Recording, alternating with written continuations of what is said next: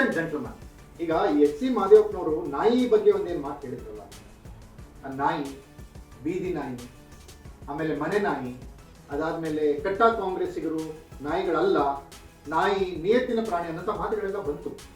ಈ H C ಮಾದೇವಪ್ಪನವ್ರಿಗೆ high court ಹೇಳಿರೋ ಒಂದು ಮಾತು ನೆನಪಿಗೆ ಬಂತು. ಆದರೆ ಅವ್ರ ಇಲಾಖೆಯಲ್ಲೇ ಹಲವಾರು ಈ ರೀತಿಯ ನಾಯಿಗಳಿದಾವಲ್ಲ, ಅದ್ಯಾವುದು ಅವ್ರಿಗೆ ನೆನಪಿಗೆ ಬರಲಿಲ್ಲ ಅನ್ಸುತ್ತೆ. ಯಾಕಂದ್ರೆ ನಾಯಿ ಅಂದ್ರೆ ಏನಪ್ಪ, ನಾಯಿ ಅಂದ್ರೆ ನಾರಾಯಣ. ನಾರಾಯಣ ಯಾರು? ಲಕ್ಷ್ಮೀಪತಿ ನಾರಾಯಣ.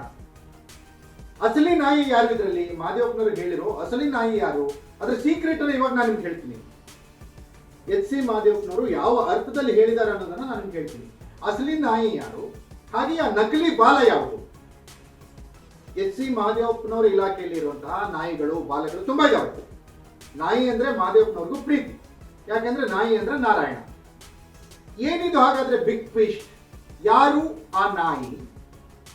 ಅಸಲಿ ನಾಯಿ ಯಾವುದು? ನಕಲಿ ಬಾಲ.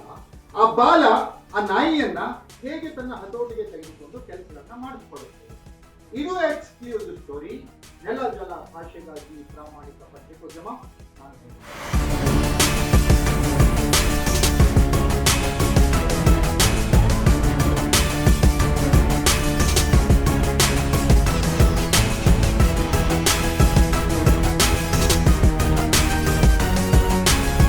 ಎಸ್ ವೀಕ್ಷಕರೇ, ಸಮಾಜ ಕಲ್ಯಾಣ ಇಲಾಖೆ ಸಮಾಜದಲ್ಲಿ ಕೆಳಸ್ತರದಲ್ಲಿರುವವರಿಗೆ ಆಸರೆಯನ್ನ ನೀಡುವಂತಹ ಇಲಾಖೆ.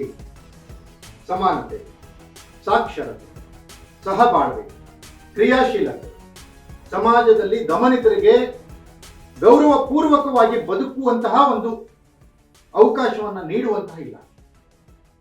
ಸಮಾಜದಲ್ಲಿ ದಮನಿತರಿಗೆ, ತುಳಿತಕ್ಕೊಳಗಾದವರಿಗೆ ಹೆಚ್ಚಿನ ಶಿಕ್ಷಣವನ್ನ ನೀಡಬೇಕು ಅನ್ನುವ ಮಹದಾಸೆಯಿಂದ ಹುಟ್ಟಿಕೊಂಡಿರುವಂತಹ ಇಲಾಖೆ. ಆ ಇಲಾಖೆಯನ್ನ ನಡೆಸ್ತಾ ಇರೋರು ಈ ಮಾನ್ಯ ಮಂತ್ರಿ ಮಹದೇವಪ್ಪನವರು.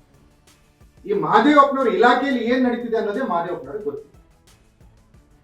ಅಲ್ಲಿಯ ಅವ್ಯವಹಾರಗಳು, ಅಲ್ಲಿಯ ಅಧಿಕಾರಿಗಳು, ಆ ಅಧಿಕಾರಿಗಳ ಆಟಾಟೋಪ, ಆ ಅಧಿಕಾರಿಗಳ ಭ್ರಷ್ಟಾಚಾರ, ಆ ಅಧಿಕಾರಿಗಳ ಅಕ್ರಮ, ಆ ಅಧಿಕಾರಿಗಳ ಅನ್ಯಾಯ, ಇದ್ಯಾವುದು ಮಾದೇವಪ್ಪನವ್ರಿಗೆ ಕಾಣ್ತಾನೆ ಇಲ್ಲ. ಮಾದೇವಪ್ಪನವ್ರಿಗೆ ಕಾಣ್ತಾ ಇರೋದೇನಪ್ಪ ಅಂದ್ರೆ ಬೀದಿ ನಾಯಿ ಅಷ್ಟೇ. ಇವ್ರ ಇಲಾಖೆಯ ನಾಯಿಗಳು ಕಾಣ್ತಾ ಇಲ್ವಲ್ಲ. ಯಾಕಂದ್ರೆ ಇಲಾಖೆಯವರನ್ನ ಹ್ಯಾಂಡಲ್ ಮಾಡ್ತಾ ಇರುವಂತದ್ದು ಮತ್ತೊಬ್ರು. ಅದನ್ನೇ ಅವಾಗ ನಾನು ಹೇಳಿದ್ದು. ಯಾಕಂದ್ರೆ ಈ ನಾಯಿ ಅನ್ನೋದು ಯಾಕೆ ಹೆಚ್ಚಿಗೆ ನೆನಪಾಗುತ್ತೆ ಮಾದೇವಪ್ಪನವ್ರಿಗೆ ಅಂದ್ರೆ, ನಾಯಿ ಅಂದ್ರೆ ನಾರಾಯಣ ಅಲ್ವಾ. ಆ ಹೆಸರು ಯಾಕೋ ತುಂಬಾ ಇಷ್ಟ ಇವರಿಗೆ. ಆ ಹೆಸರಿನಿಂದ ಇವ್ರಿಗೆ ಏನೇನು ಸಿಗುತ್ತೆ ಅನ್ನೋದನ್ನ ಮಾದೇವಪ್ಪನವರು ಸ್ಪಷ್ಟಪಡಿಸ್ಬೇಕು. ಆಗಿಲ್ಲ ಅಂದ್ರೆ ನಾವು ಸ್ಪಷ್ಟಪಡಿಸ್ತೀವಿ, ನಾವು ದಾಖಲೆ ಸಮೇತ ಬಹಿರಂಗ ಪಡಿಸ್ತೀವಿ. ಮಾದೇವಪ್ಪನವ್ರು ಬೇಕಾದ್ರೆ ಸೂಚಿಸಲಿ, ಯಾವ ಸಮಯದಲ್ಲಿ, ಯಾವ ಪತ್ರಿಕಾಗೋಷ್ಠಿಯಲ್ಲಿ, ಯಾವ ಸ್ಟುಡಿಯೋನಲ್ಲಿ, ಎಲ್ಲಿಗೆ ಬರಬೇಕು, ಬರ್ಲಿಕ್ಕೆ ನಾವು ತಯಾರಿದ್ದೀವಿ ದಾಖಲೆಗಳ ಸಮೇತ. ಆ ಯಾರು ನಾಯಿ, ಅಸಲಿ ನಾಯಿ ಯಾರು, ಆ ಅಸಲಿ ನಾಯಿಗೆ ಇರುವಂತಹ ನಕಲಿ ಬಾಲಗಳು ಯಾವ್ಯಾವು, ಅದೆಲ್ಲವನ್ನ ನಾವು ತಿಳಿಸ್ತೀವಿ ಮಾದೇವಪ್ಪನವ್ರಿಗೆ. ಅವರ ಇಲಾಖೆಯಲ್ಲಿ ಏನೇನು ಆಗ್ತಿದೆ ಅನ್ನೋದನ್ನ ತಿಳಿಸ್ತೀವಿ ಮಾದೇವಪ್ಪನವ್ರಿಗೆ. ಅದನ್ನ ಕರೀತಾರ ಅವರು.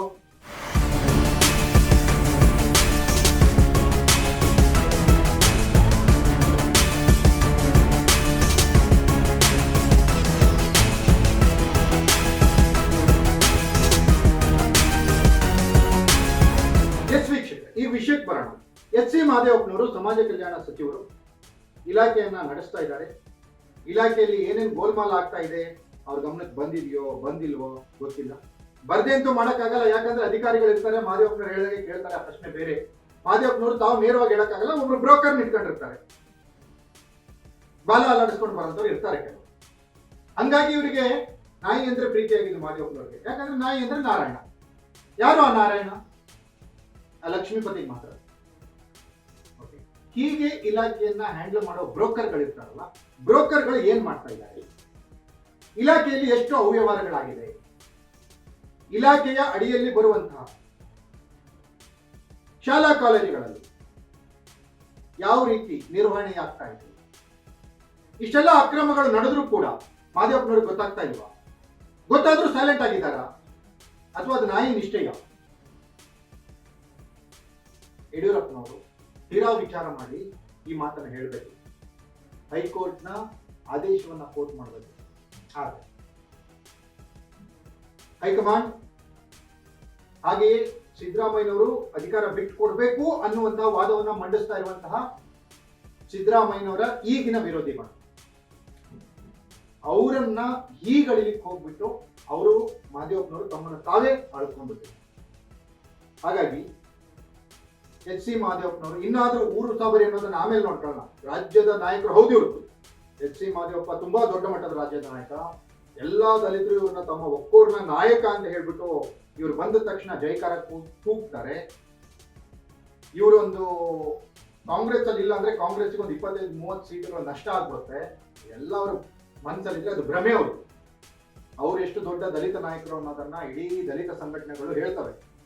ದಲಿತ ಸಂಘಟನೆಗಳೇ ಮಾದೇವಪ್ಪನವರ ವಿರುದ್ಧ 10 ಹಲವು ಆರೋಪಗಳನ್ನ ಮಾಡಿದ್ದಾರೆ, ಪ್ರತಿಭಟನೆಗಳನ್ನ ಮಾಡಿದ್ದಾರೆ, ಗೋ ಬ್ಯಾಕ್ ಮಹಾದೇವಪ್ಪ ಅಂತ ಘೋಷಣೆಗಳನ್ನು ಕೂಗಿದ್ದಾರೆ.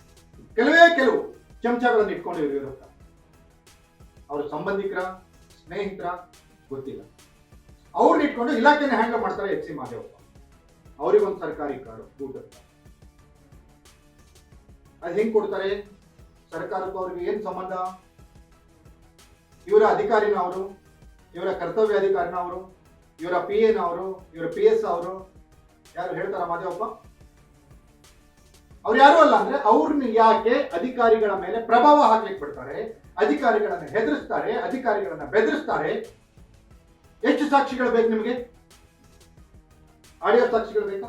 ವಿಡಿಯೋ ಸಾಕ್ಷಿಗಳು ಬೇಕಾ? ಯಾವ್ದು ಬೇಕು? ಕೊಡ್ಲಿಕ್ಕೆ ನಾವು ತಯಾರಿದ್ದೀವಿ. ತಗೊಳ್ಳಿಕ್ಕೆ ನೀವು ರೆಡಿ ಇದ್ದೀರಾ? ನಿಮ್ಮ ಇಲಾಖೆಯಲ್ಲಿ ನಡೆಯುವಂತಹ ಅಕ್ರಮ, ಅನ್ಯಾಯ, ಭ್ರಷ್ಟಾಚಾರಗಳನ್ನ, ಹಗರಣಗಳನ್ನ ಯಾವುದಾದ್ರೂ ಒಂದು ಕಮಿಟಿ ಮಾಡಿಬಿಟ್ಟು ತನಿಖೆಗೆ ನೀವು ಸೂಚಿಸ್ತೀರಾ ಮಾದೇವಪ್ಪನವರೇ? ಅದಕ್ಕೆ ಬೇಕಾದಂತ ದಾಖಲೆಗಳನ್ನ ನಾವು ಕೊಡ್ತೀವಿ. ಚರ್ಚೆ ಎಲ್ರಿ ಇದೆ? ಹೈಕೋರ್ಟು ಪದೇ ಬೀದಿ ನಾಯಿಗಳನ್ನೆಲ್ಲ ಹಿಡಿದು ಒಳಗಾಕಿ ಅಂತ ಹೇಳ್ತಿದ್ದಾರೆ. ಇಲ್ಲಿ ರಾಜಕೀಯ ನಾಯಕತ್ವ ಗಟ್ಟಿಯಾಗಿದೆ. ಇನ್ನಾದ್ರೂ ಮಾದೇವಪ್ಪನವರು ಎಚ್ಚೆತ್ತುಕೊಳ್ತಾರೆ. ಬೇರೆಯವ್ರ ಬಗ್ಗೆ ಮಾತನಾಡೋದಕ್ಕಿಂತ ಮೊದಲು ತಮ್ಮ ಇಲಾಖೆಯಲ್ಲಿ ಏನಾಗ್ತಿದೆ ಅನ್ನೋದನ್ನ ತಿಳಿದುಕೊಳ್ತಾರ. ತಮ್ಮ ಇಲಾಖೆಯಲ್ಲಿ ಆಗ್ತಿರೋಂಥ ಅವಾಂತರಗಳನ್ನೇನಾದ್ರೂ ಕಡಿಮೆ ಮಾಡ್ತಾರ. ಅಧಿಕಾರಿಗಳಿಗೆ ಸ್ವತಂತ್ರವಾಗಿ ಕೆಲಸ ನೀಡುವಂತಹ ಅವಕಾಶವನ್ನ ಮಾಡಿಕೊಡ್ತಾರ. ಕಾದ್ ನೋಡ್ಬೇಕಿದೆ. ಇದಾಗಿತ್ತು ಎಕ್ಸ್ಕ್ಲೂಸಿವ್ ಸ್ಟೋರಿ. ನೆಲ ಜಲ ಭಾಷೆಗಾಗಿ ನೋಡ್ತಾ ಇರಿ ಫೋಕಸ್ ಟಿವಿ.